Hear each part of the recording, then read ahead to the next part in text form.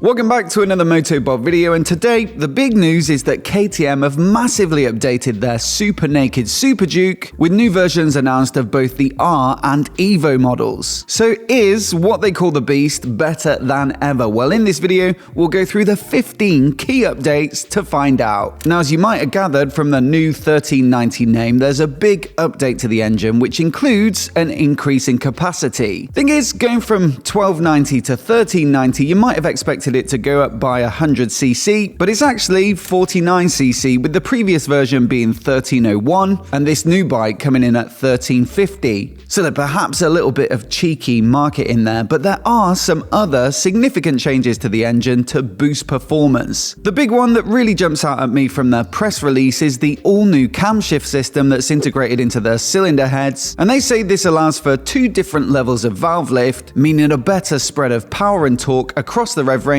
all at the same time as the latest emissions compliance. So look, variable valve lift is a significant development here for KTM, although there aren't really any specifics on how they've done it in the press release. Take for example BMW, when they launched ShiftCam, their variable valve lift and timing system, they put out a full video which shows you exactly what's happening inside the engine. But to be fair to KTM, they did recently adopt the rather bold new marketing strapline, which you'll see right across the front of their website, and that's no bullshit. So perhaps this is part of that new no bullshit approach. Either way, power is up, so you get 190 horses peak at 10,000 RPM, and so's peak torque with 145 Newton meters at 8,000 RPM. So that's another 10 horsepower and 5 Newton meters, and you'd expect out on the road it's going to feel that little bit more punchy. Now, in my opinion, that's more than enough power for road riding by a huge margin, and also probably more than most people can use on the track. But if you must compare it to other bikes in this market in terms of spec sheet bragging rights, then it's moved up beyond the Aprilia Tuono V4, the Triumph Speed Triple 1200 and the BMW S1000R, but it's still not quite up there with the proper 200-ish horsepower super nakeds like the Ducati Street Fighter V4, the MV Agusta Brutale 1000 or the Kawasaki ZH2s. Still, all the same, an impressive feat, especially for a twin-cylinder bike, and I think I'm right in saying that it's the most powerful V-twin naked ever produced,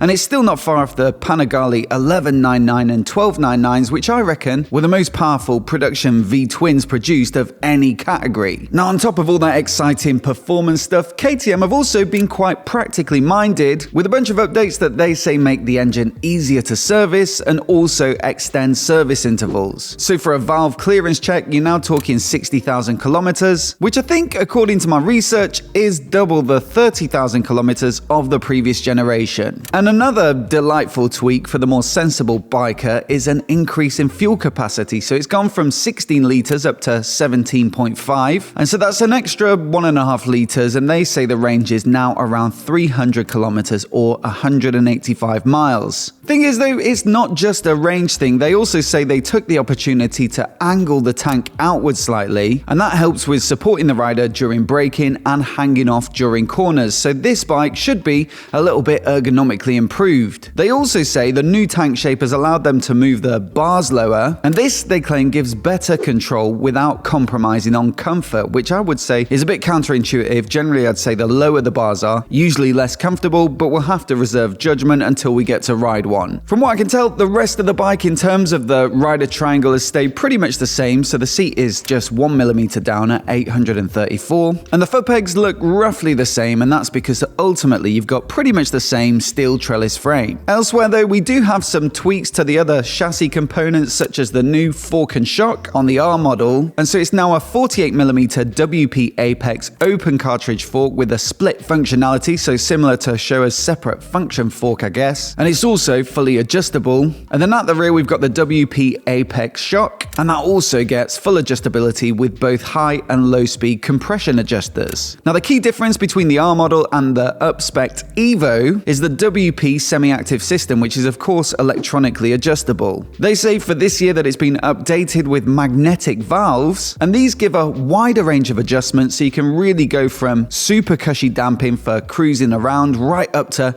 very firm if you take it to the track. The modes on this system include Auto, which is going to constantly adjust damping in real time based on the current riding conditions, but you've also got Comfort, Rain, Street and Sport, and there's a couple of optional accessory modes called Track Track and Pro, which they also say have been updated in this new version. In fact, KTM say this is one of the most advanced semi-active systems on the market, and with some of the features, you could say that's actually a fair claim. When I tested out the Evo last year, I was really impressed with a feature that allows you to choose from 3 different levels of automatic preload. Essentially, what this allows you to do is play with the geometry of the bike, and so if you set it to low, it slackens the steering angle and it makes it a little bit easier to get your feet down, so it feels a bit more practical. But then you can easily, with the push of a button, get the bike right up on its nose, and that's going to make it turn much quicker. Then you've got anti-dive built in, which of course firms up the fork under heavy braking to keep the bike steady. And for this new iteration, there's actually a factory start feature which minimizes preload at a standstill, and so basically it acts like a MotoGP style whole shot device. Effectively, the bike squats down, and that's going to make it easier, or at least quicker, to launch off the line. Now, wheels look pretty much the same as the previous generation, so I don't think there's any massive change here, but the tyres are new, with the Bridgestone S22s of the previous gen being replaced by Michelin Power GPs. Now, these are dual compound, and KTM say they're super grippy, but I think the key development is that they're actually 1.2 kilograms lighter between the two, and so that's going to give you a big reduction in both rotating and unsprung weight, which should have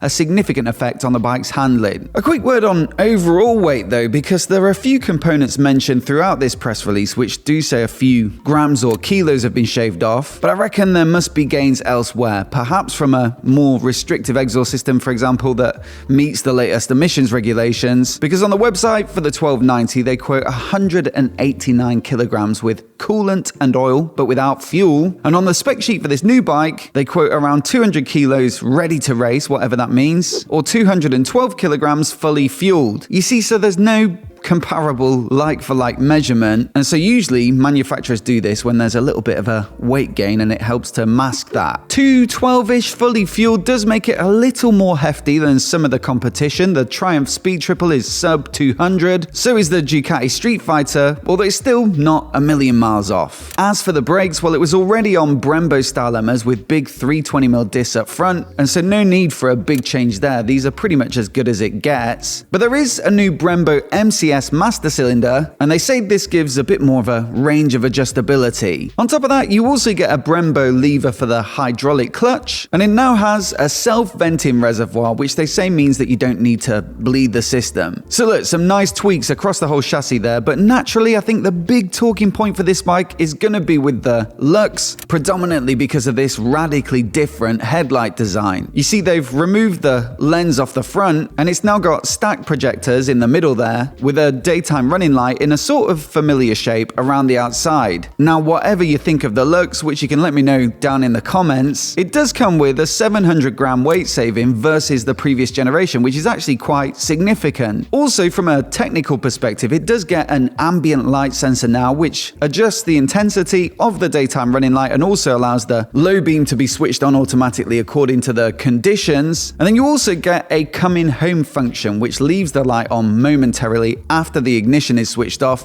and that's going to give you a bit of extra visibility when parking up. Now, the other significant visual tweak is with the bodywork, with new tank spoilers and also some winglets that have been added, which they do say generate some additional downforce. The idea is that it keeps the bike more planted and reduces the tendency to wheelie under acceleration, although KTM don't really quote any specific downforce figures. Certainly from a styling perspective, it's a really popular feature on this style of bike nowadays, and they've also slimmed out the tail section with a smaller tail cover and removed the tail light, which is now integrated with the indicators. Overall, personally I quite like the new looks. It's not a massive revolution, but more so a slight tweak with an extra bit of modernity versus the previous gen. Now, from what I can gather, these new bikes are available in just one color choice each. So the R model is in a punchy orange, which they say is part of their celebration of 30 years of the Duke. So typical stuff for a KTM. And then the Evo model is predominantly black and quite stealthy, but just with a few little accents of orange like on the frame. Both look decent to me, although I did really like the 1290 in the sort of blue and orange finish, so perhaps a little bit of a shame not to see something like that at least as another option. Now, riding modes can be managed through the 5-inch TFT display, which is optically bonded to reduce glare, and the menus and graphics within are redesigned for this year to make them more intuitive and easier to understand. Generally, I really like this approach on the new KTMs and Husqvarnas because it makes the individual rider aids quicker to get your head around as opposed to choosing a number from 1 to 10 where it's not always clear if a higher number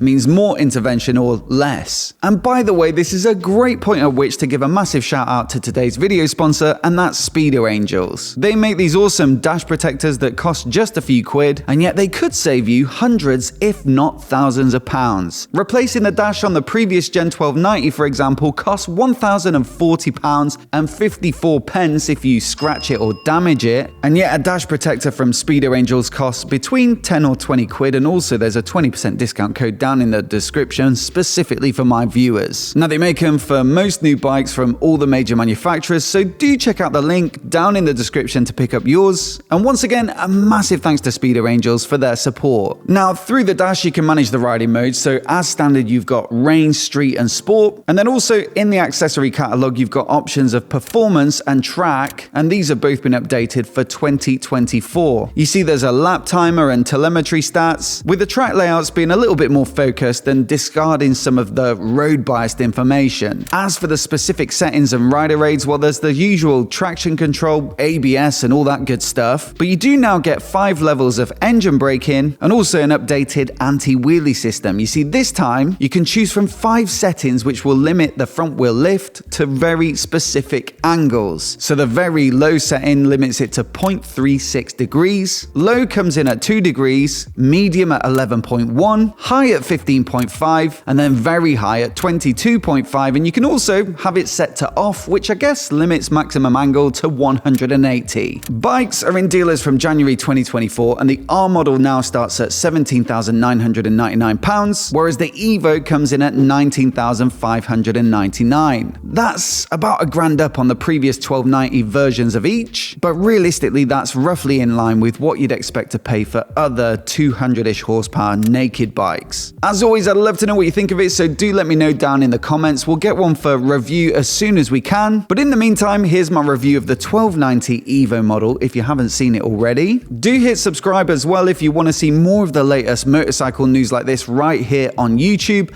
Many thanks for watching today, and we'll see you next time.